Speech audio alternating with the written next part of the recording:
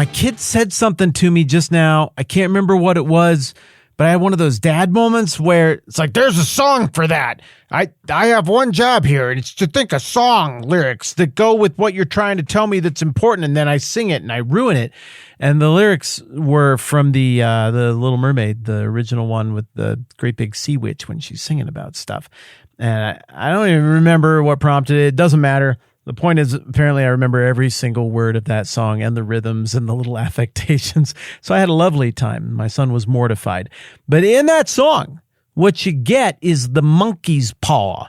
You get the deal with the devil, where it seems like things are going to be great. The Little Mermaid, she's going to get her people legs, because flipping your fins, you don't get so far. And she's going to get the legs, and she's going to go and she's going to find Eric the Prince, and she's going to make him fall in love with her, and it's going to be amazing.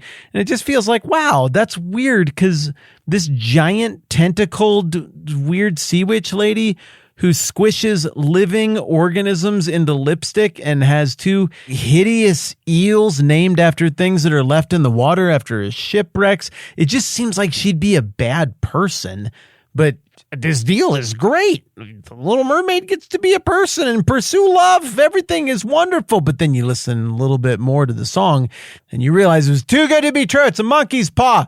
She's going to take your voice, and then she's going to wreck everything and sabotage it all. And we're getting that here in the book of Esther, because it looks like it's just going to be this great thing.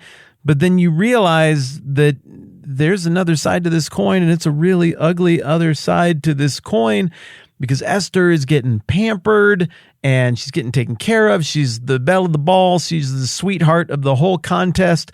The people who are running the contest seem to want her to win.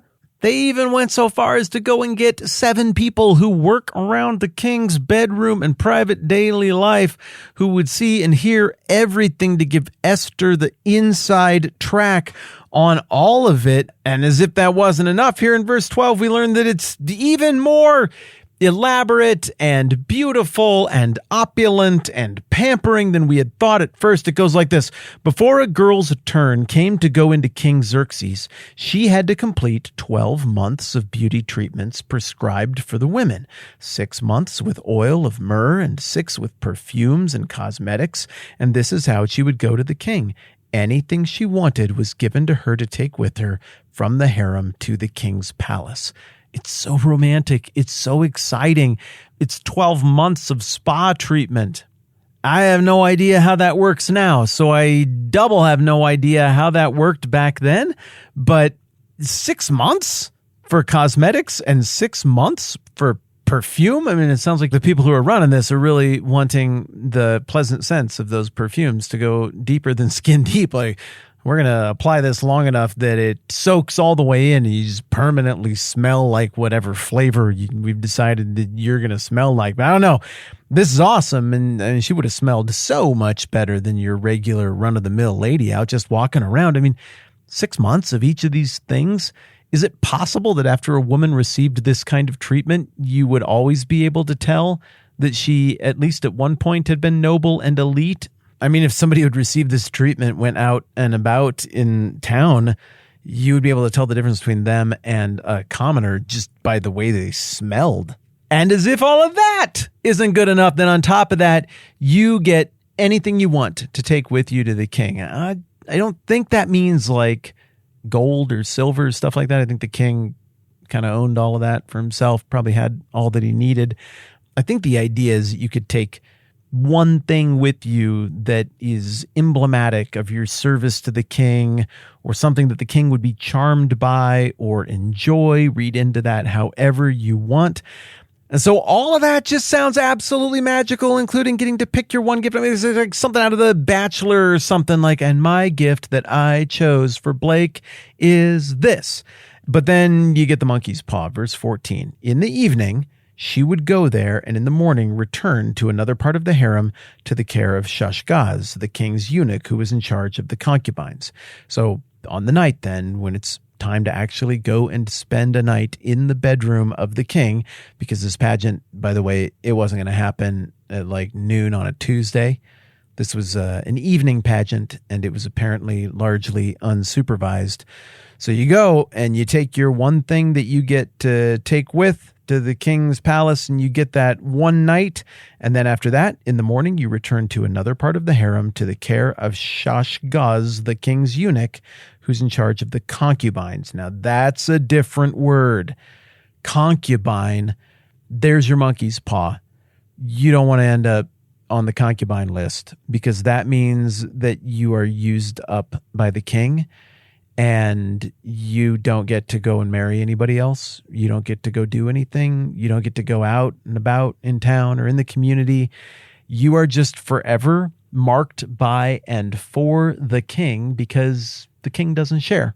I don't think anybody listening to this is like, oh man, that really surprises me. I thought being a concubine would be a great outcome. I think we all know it's not a desirable outcome, but the ground rules we are being told here is that you're going to get prettied up, you're going to get all of this stuff, and it seems like you're getting this great thing, but it's kind of like you're being fattened up for the slaughter too, because unless you are that one lady the king picks, you are going to be relegated to the concubine circle forever. And it's kind of just a pretty person prison.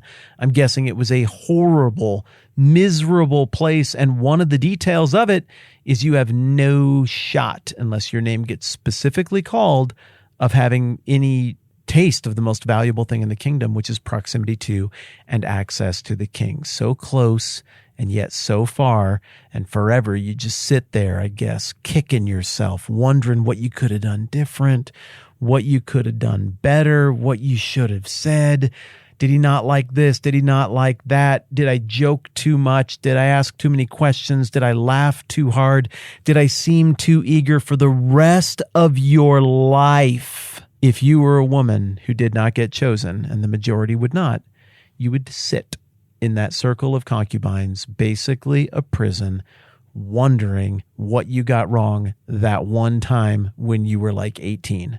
So this might seem like every little Persian girl's dream, but it's a monkey's paw. There's another side to this, and the other side is very ugly, and that ugly fate is what most of these girls are going to have to look forward to.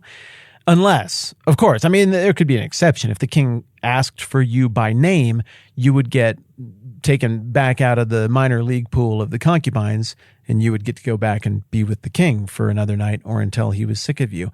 How many names do you think Xerxes, the king of kings, the king of lands, is going to remember? Does he seem like the kind of guy who's going to remember all of these girls' names, or does he seem like the kind of guy who's going to be on a date with somebody he's met a couple times and then takes her to Starbucks because he forgot her name and he knows that they'll have to write her name on the cup and call it out loud and bail himself out? He's not going to remember. These Achaemenid kings had to hire a guy to be like, hey, remind me to punish Athens and defeat the Greeks, according to Herodotus. They couldn't even remember the Greeks, and that's not like one person. That's a lot of people. It's a whole civilization. If he can forget the name of a whole civilization without hiring somebody to remind him of it at every meal, he's going to forget the name of that one girl he was with that one time out of a gajillion girls that he's been with. This seems like a beautiful fantasy come true, an amazing, romantic, blissful thing.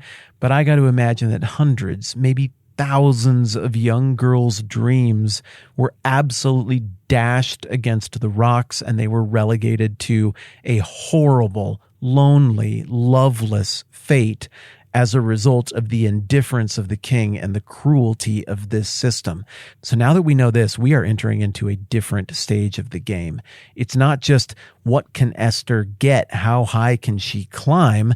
Rather, the rules are now clarified as being that if she doesn't beat out all of her rivals in her harem class, she has this fate to look forward to, the farthest thing from being positioned where she needs to be positioned for what is coming as this story unfolds. Very high stakes indeed, and the decisions about how this all works out and what her fate will be seem really, really arbitrary, having to do with making some guy happy she's never, ever met under enormous pressure with no ability to control what mood he might be in or what went on at court that day. This is a very dangerous, very precarious situation for Esther, and she is going to have to muster all of her courage and clarity and charm and self-control to avoid a horrible outcome here. Good times! I'm Matt. This is the 10-Minute Bible Hour podcast. Let's do this again soon.